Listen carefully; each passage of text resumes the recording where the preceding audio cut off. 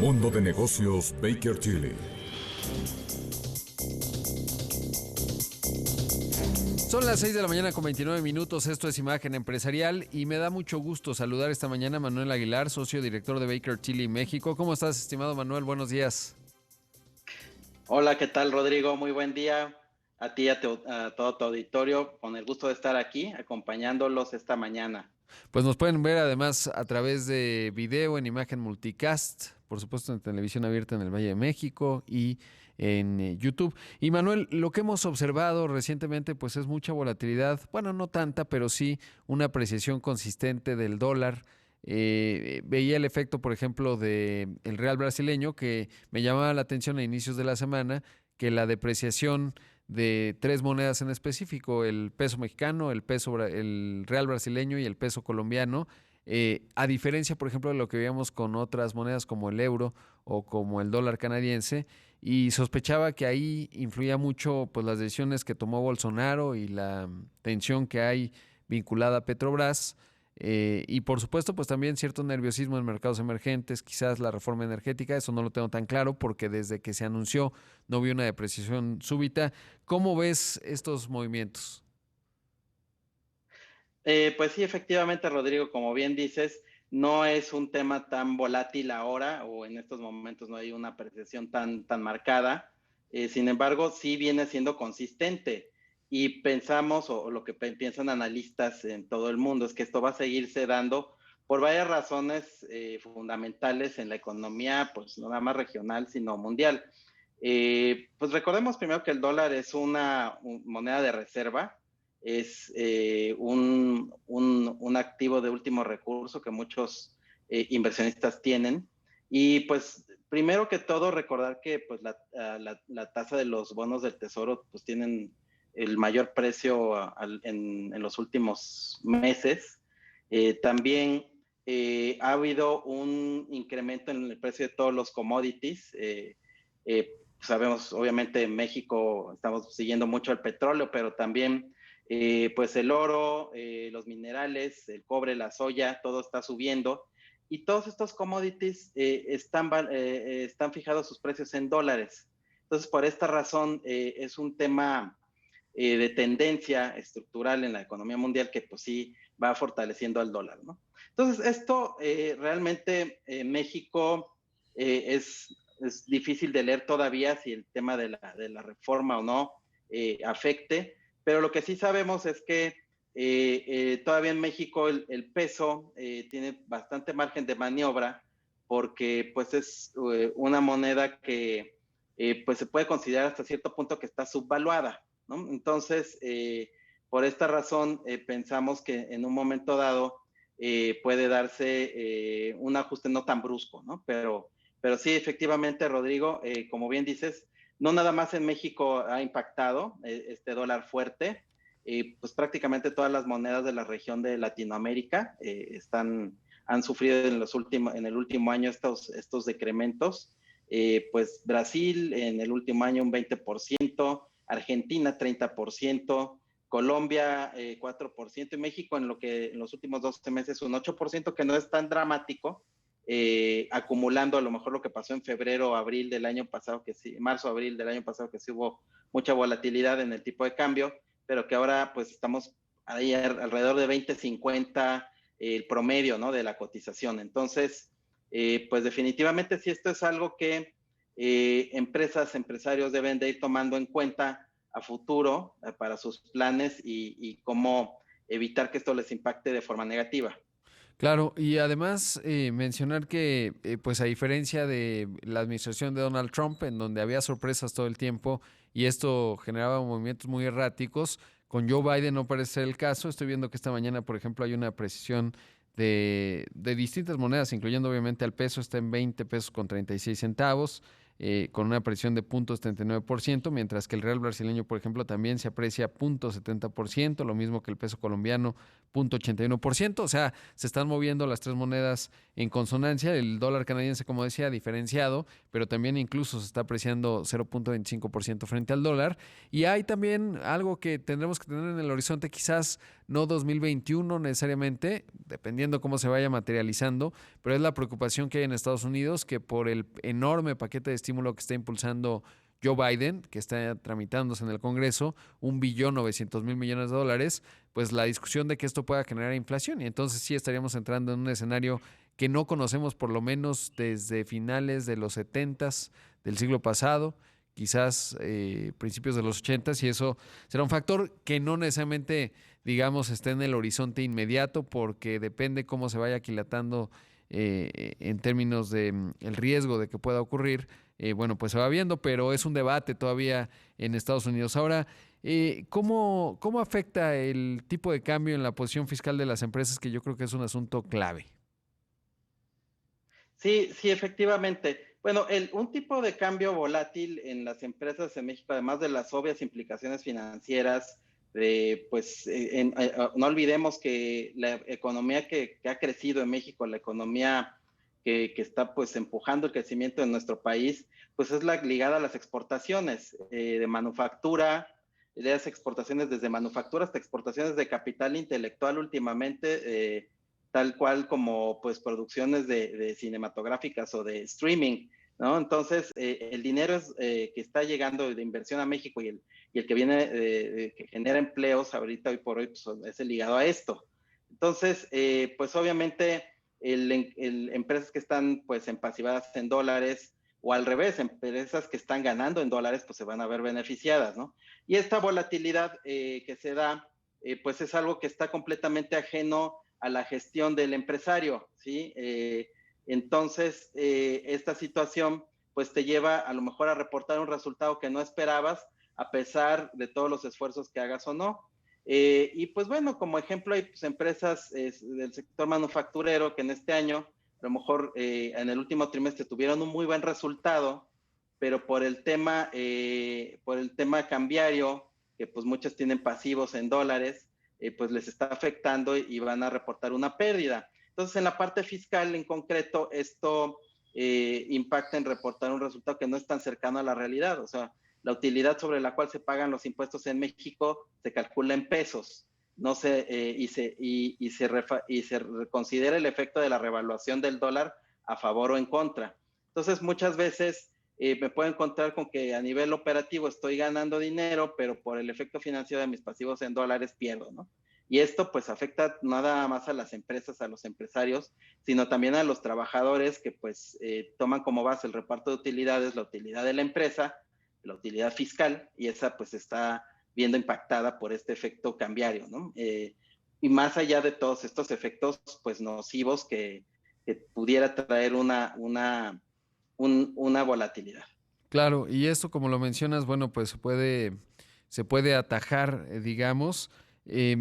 Supongo que las coberturas en el aspecto que señalabas, ¿no? El obvio, si tienes pasivos denominados en dólares, pues un instrumento clave son las coberturas, pero ¿qué otros formas, métodos hay para las empresas de protegerse ante un exceso de volatilidad o una depresión consistente, como más bien ya lo mencionábamos? Sí, pues mira, Rodrigo, obviamente la cobertura, la mejor es la cobertura natural, ¿no? Si yo debo en dólares, lo mejor es que te deban en dólares o generar ingresos en dólares. El peor escenario es estar empasivado en la moneda extranjera y nada, generar ingresos en pesos mexicanos, ¿no? Eso es, pues es un gran riesgo, ¿no? Entonces, ¿cómo pueden hacer las empresas? Y aquí estamos entrando a un tema más amplio que pues me da mucho gusto anunciarte que estamos expandiendo nuestros servicios de consultoría y tenemos un área de transformación de negocios, un área de finanzas corporativas que está ayudando a las empresas, no nada más a las muy grandes o a las multinacionales, sino nuestro enfoque es más bien a las buenas empresas medianas mexicanas o pequeñas también con buenos planes, a mitigar este tipo de riesgos, no nada más el cambiario, sino lo que ha estado sucediendo a través de la pandemia.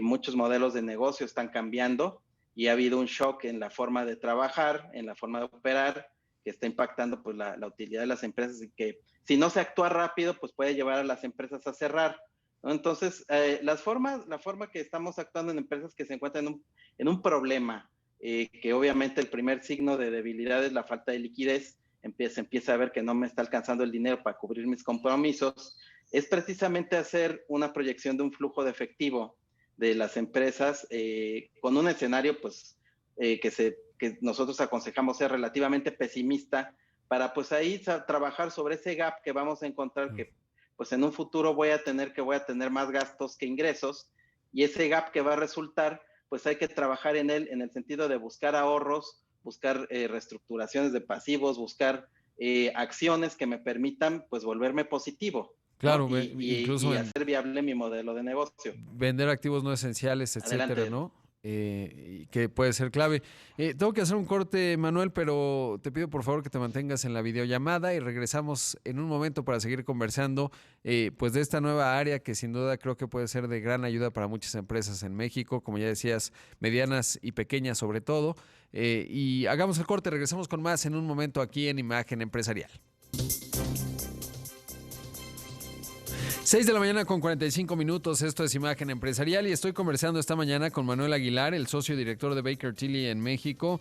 Manuel, y hablábamos de esto, ¿no? De esta nueva área que están desarrollando en Baker Tilly, que están planteando justo para ayudar a las empresas en esta transición, sobre todo porque están cambiando las cosas muy rápido. Evidentemente con la pandemia muchas compañías pues han tenido que transformar sus modelos de negocios o tienen que hacerlo y sobre todo el nombre del juego en 2020 y probablemente en 2021 se sigue llamando mantener la liquidez y hay, digamos, estrategias específicas para mantenerla y poder enfrentar y sobrevivir estos años complejos, sobre todo porque se siguen cambiando cosas. Por ejemplo, la reforma eléctrica pues sin duda va a implicar para muchos también replanteamientos como país y en la relación con otros pues algunos asuntos, así que va a ser relevante esta área que están desarrollando.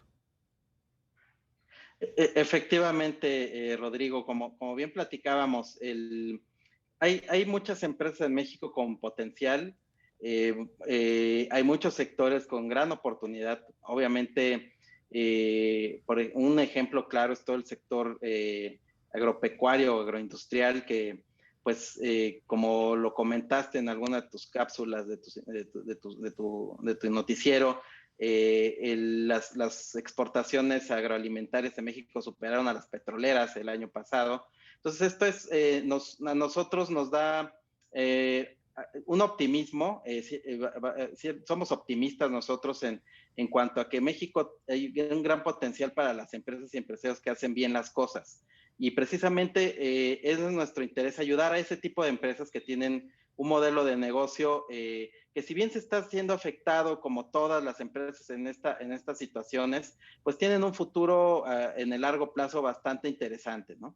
Y por esa razón pues estamos creando esta área.